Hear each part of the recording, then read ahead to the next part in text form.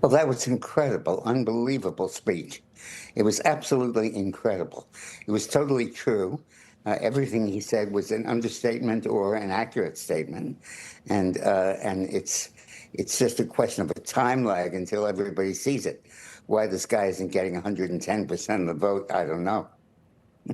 Wow. All right. Well, Dick, I know a lot of these things have to, but Rob, you said you didn't. People don't want to hear about the contrast to Joe Biden, but somehow I think it worked. And I think it worked. I mean, it was an 18-minute closing argument in the debate against Joe Biden, and I think he did a very good job there of reminding people, yes.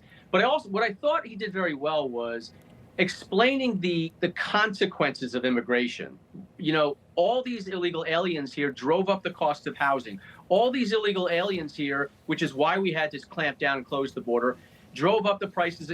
That's important to understand for people. I do think something that's going to play well next year that is really kind of unsaid. And he mentioned the 250th anniversary of the country. There's going to be a lot of patriotic events next year, whether it's soccer, whether it is just the normal events for the 250th. That's going to make people feel really good about things. And if the economy is on the upswing a little bit, I think Republicans are going to get the benefit of the doubt, and Trump's numbers are going to go up next year just because people are going to feel good. At least I hope that's true. But I do think that is going to come into play next year. I remember hearing him talk about a golf course, Dick Morris. He had just finished Ferry Point, and he was talking about, his achievement. And I started talking to him about that during an interview, and he made the point, look, if you don't tell your story, somebody else is going to tell it, and they're going to tell it wrong. I know that the smart said, oh, there he goes again, talking about no one else is doing it, quite frankly. No one can do it as well as he can do it. He doesn't get a fair shake from the fake news, and the fake news, unfortunately, is still dominant. So he's got to do this, Dick, and I think it's almost his responsibility.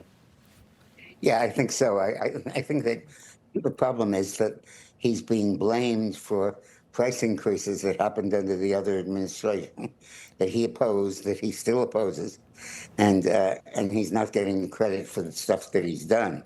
But he's pushing that back hard, and his popularity on the economy went up, I think, 4 points in the last month. And I think you're going to see a basic increase. I think we're at a tipping point with Donald Trump, where I saw this with Bill Clinton. There came a point at which people said, okay, the economy's better. And it's because of Bill Clinton. And I don't care about Monica or anything else. The economy's better. And I think that he's at that point now with the American people. That was something, huh? Monica.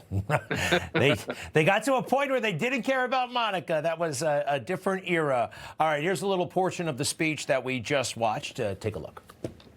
Tonight, I am also proud to announce that more than 1,450,000, think of this, 1,450,000 military service members will receive a special, we call Warrior Dividend before Christmas, a Warrior Dividend in honor of our nation's founding in 1776. We are sending every soldier $1,776.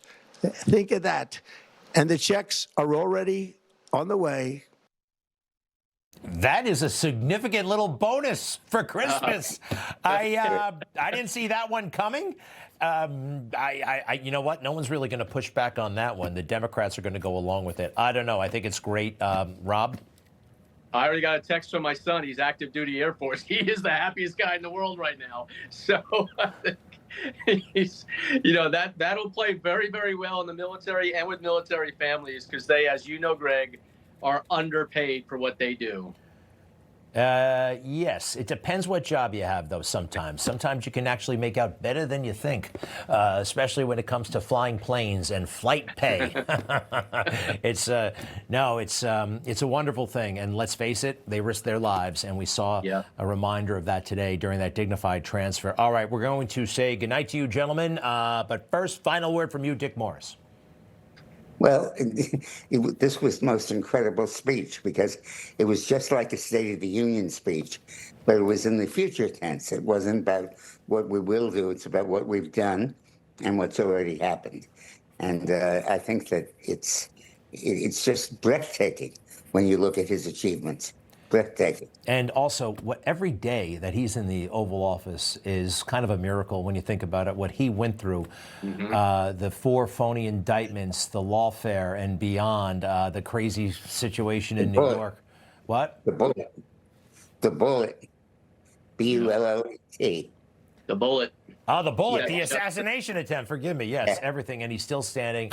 And that drives them crazy more than anything else.